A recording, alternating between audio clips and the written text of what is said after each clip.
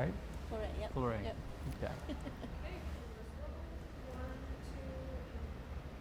This is Jeff Mucci with RCR Wireless News. We're in the speaker lounge at the annual TC3 conference in Silicon Valley with Christina Claure from Sprint. Christina, thanks for joining us. Thank you for having me. So Sprint's been active in Telecom Council for a number of years. Talk about some of the things that you're looking for today and maybe give us some examples of some of the technologies you've sourced over the past couple of years. So we've been coming to the Telecom Council for a lot of years. It's a very good source of innovation and startup companies to look at. So we have a set of focus areas that we're looking at, so companies and products that help us sort of fill some of the niches that we're looking for solutions for. And that is from the perspective of digital lifestyle, the customer experience. We're looking for entertainment solutions to augment what we currently have with Spotify and Sprint TV. Our wholesale team is looking for companies that are in the IoT space that have devices or sensors that they're looking to light up on a network. They're a small and very nimble team, so they can very quickly help those companies get started. We're looking for companies in the robotics space. Softbank has their Pepper robot, which is a very cute humanoid robot that they use as a companion. It's been very popular in Japan, and we're looking to see the relevance of what that might look like for the US market, whether it be consumer-facing or more retail-facing. So robotics products, both hardware and software, is interesting to us. We're looking also for solutions in the prepaid space. We have a couple of different prepaid properties, Virgin and Boost and some others, and so we're looking for solutions there. So a gathering of people at the Telecom Council at the TC3 is always a good spot to see a lot of interesting companies, meet with a lot of people in a short time span, and also to get a sense of what's trending and what's coming. Okay. Many of the carriers here have dedicated funds through which they invest. Others do it more opportunistically. Can you talk a little bit about Sprint's approach to partnering with innovative companies or investing in innovative companies? We do, we focus on the partnering. So when a company has some sort of relevance from a strategic perspective, we look to partner with them in that way. There is an investment group within Softbank that does look at some of the larger sort of acquisitions or investments, but that's not something that we look at on a day-to-day basis. We're more interested in partners from the strategic. Can you give us some sense of the amount of deal flow you have? You're here to help source technology opportunities. We Velocity, I guess, is the word I'm looking for. Velocity, probably 300 to 400. There's a small team of us. We look at about 300 to 400 opportunities a year. They come in through our Innovate portal, which is our an online portal where people can register their company, their ideas, and we look at that on a weekly basis and put the information as they've presented it to us in front of the relevant product teams for their review.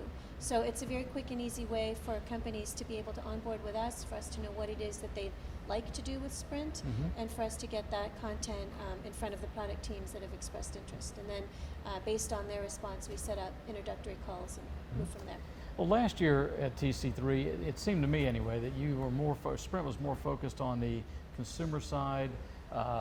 Has that shifted any in terms of industrial IoT or MDM or that sort of thing, or even back-end type solutions? There were several presentations this morning about know your customer better and really moving the experience with the customer more to a digital versus retail. But as you look at your funnel, have things shifted in any way over the last 12 months?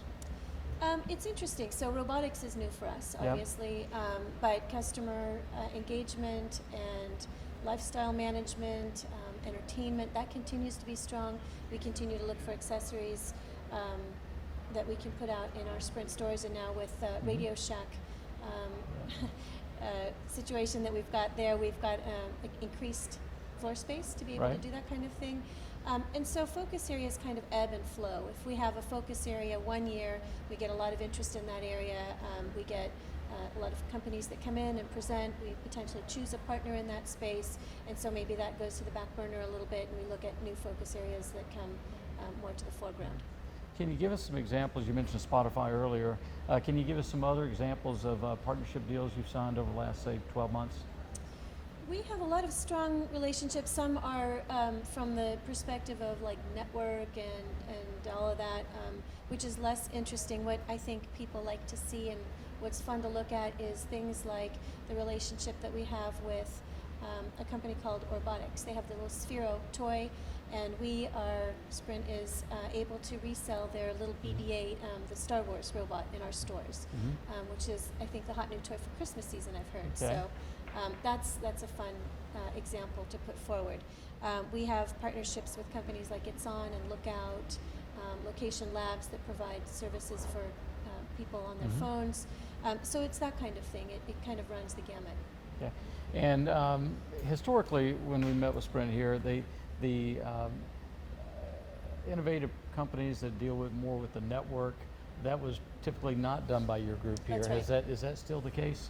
So We if I have a see- network idea and I want to present it, do I go to Kansas City or do I You come still come source through it the to you? same front door. You come through Okay. the Innovate portal, but it's also true that we have a very large team Yeah. in Kansas City that is very, very focused on network optimization and those kinds of things. And so they will do some of the reach out themselves directly. They're not waiting for people to knock on the door. However, we obviously, if we see something interesting, cool, noteworthy in some way, then we will definitely put that in front of the team as well, and facilitate a lot of the introductions with companies in NFV and SDN space as well. Sprint always has been very strong in the enterprise group, and I know on the wholesale side, Sprint had always been an innovator on a lot of the MDM type plays. What kind of trends are you seeing on what I call the industrial IoT or even the MDM services space? It's an interesting space. It's connected vehicle and connected home. It's a lot of the health kinds of things. We are, at this point, really kind of focused from the wholesale side on being the LTE, the network provider for some of those companies. Which is not to say that we're not looking at some of the other spaces as well, but I think that's where the wholesale is kind of where we're focused at this point. So in closing, what excites you most about the next 12 months in the industry? Not so much just the next 12 months, but sort of the ongoing flow of interesting, cool companies that come through that we get to see. It's a fantastic opportunity to kind of get a chance to see what people are doing, not just with new technologies, but just new business models to take existing technologies and make them new in some way, the idea of the Uber model. Okay. Well, Christina, thanks for stopping by. Thank you very much.